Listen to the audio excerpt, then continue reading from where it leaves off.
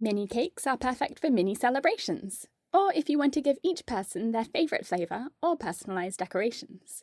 In this tutorial, I'm going to show you how to bake mini cake layers without special tools, and how to assemble and frost such tricky little things. And then I'll share a few ideas for decorating them.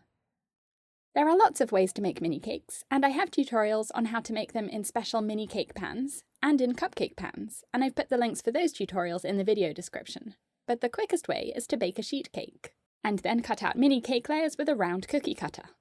This is a 9 by 13 inch pan, and this is the 6-inch batch size of my perfect chocolate cake. But you can use any cake recipe, and any size or shape of pan. For example, I had some extra layers of vanilla cake, so I cut out some mini cake layers from those with a round cookie cutter and also with a star-shaped cutter, which I turned into naked mini cakes with pretty piped filling between the layers. This is a 3-inch cookie cutter, which is about the width of a cupcake, just to give you an idea of the size of these. But with 3 layers, these mini cakes are going to be much taller than a cupcake. To frost mini cakes, it's essential that the cake layers are cold, so you can either put them in the fridge for about an hour, or if you like, you can put them in a Ziploc bag and freeze them for up to a month before you make and decorate your cakes. The easiest way to add filling to your cakes is to pipe it onto the cake layers, because the cakes are so tiny that it's tricky to hold them still while you spread filling onto them. From my sheet cake, I cut out 12 circles, which makes 4 mini cakes of 3 layers each. They look nice and neat, ready to be frosted, but first, you have to secure each one to a cake board. This is a 4-inch cake board, which is just big enough for these little 3-inch cakes. I've put the link for these cake boards in the video description. Spread or pipe a little dollop of buttercream onto the middle of the cake board, and then press your mini cake down onto it. When the buttercream sets, it will act as glue, sticking the cake to the board. If you prefer, you can do this at the beginning, putting a dollop of buttercream on the cake board, and then press your first layer of cake onto the board and assemble it there, alternating cake and filling right there on the board. Either way is fine. If you're enjoying this tutorial, please click the thumbs up button and subscribe to my YouTube channel for a new cake decorating tutorial every week. I want to show you another way to assemble mini cakes and decorate them at the same time. Put your buttercream in a piping bag fitted with a piping tip, or you can use different colours of buttercream and different piping tips, like this petal tip. After attaching your first layer of cake to the board, pipe the buttercream onto the cake, giving the filling a pretty shape and texture. I'm using a 1M star tip to pipe these little orange stars. Place the next layer of cake on top, and then pipe on the next layer of filling. I'm switching to yellow buttercream and a petal tip for these ruffles. Only the outer edge of the filling will be visible, so it's a good idea to start there and work your way in, so that you focus on the neatness of the piping on the outer edge.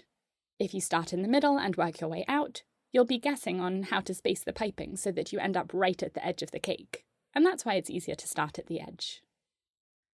This is a 199 open star tip, and then on my final layer of cake, I'm using a petal tip again to pipe a flower on top of the mini cake.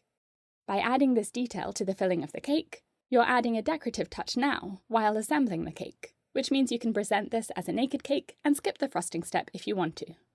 The challenge with frosting mini cakes is the size and weight of the cake. Because they're so tiny and lightweight, you have to do something to prevent them sliding around on the turntable and toppling over when you spread frosting onto them.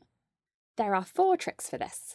The first is to use a non-slip mat, which stops the cake from moving around on the turntable, or you can use a ring of masking tape instead to stick the cake board to the turntable. The second trick is to spread or pipe that dollop of buttercream onto the cake board.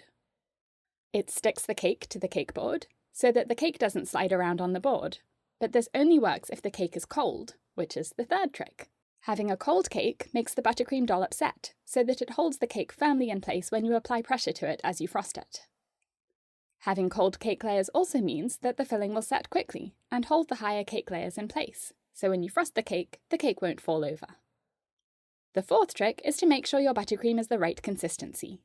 If it's too stiff like this, it will pull off the cake when you try to spread it on, or push the cake around on the board.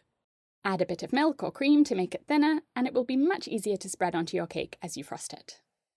This is a crumb coat, which is a very thin layer of frosting to trap in any crumbs so that they don't get into the final coat of frosting. After you've crumb coated your mini cake, you can freeze it for up to a month, wrapped in 2 layers of cling film or saran wrap, or leave it in the fridge overnight, or you can move straight on to decorating it. You can frost these mini cakes normally, and the non-slip mat or ring of masking tape will hold them in place on the turntable. Or you can avoid smooth frosting, and instead you can cover them with piping, like roses piped with a 1M star tip, or ruffles piped with a petal tip.